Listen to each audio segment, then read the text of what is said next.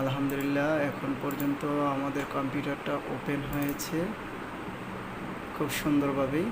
C ড্রাইভে আমাদের আগে স্পেস ছিল 119 জিবি, উইন্ডোজ 11 ছিল। আর এর দুইটা পার্টিশন ছিল ডি এবং ই ড্রাইভ। ডি এবং ই ড্রাইভের স্পেসটা আমরা সিতে এনেছি একটা থার্ড পার্টি অ্যাপের মাধ্যমে,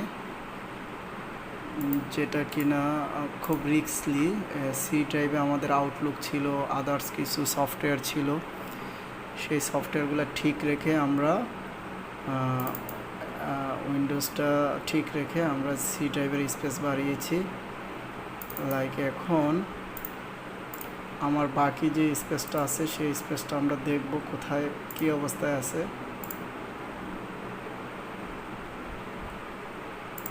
ডিস্ক ম্যানেজারে যাওয়ার পরে আমরা দেখলাম বাকি স্পেসটা 245 জিবি ফ্রি আছে।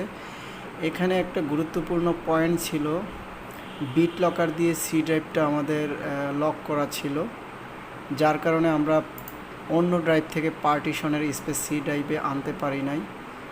এখানে কিছু টোল ব্যবহার করে প্রয়োজনীয় কিছু ইনফরমেশন ফলো করে আমরা সিটার উইন্ডোজ ঠিক রেখে আমরা এই পার্টিশনটাকে বাড়িয়েছি। এখন আমাদের অন্য ড্রাইভের স্পেস ক্রিয়েট করতে তেমন কোনো সমস্যা হবে না। আমাদের মূল টার্গেট ছিল সি ড্রাইভের স্পেসটা আমরা উইন্ডোজ ঠিক রেখে কিভাবে বাড়াবো সেটা আমরা করতে পারছি আলহামদুলিল্লাহ।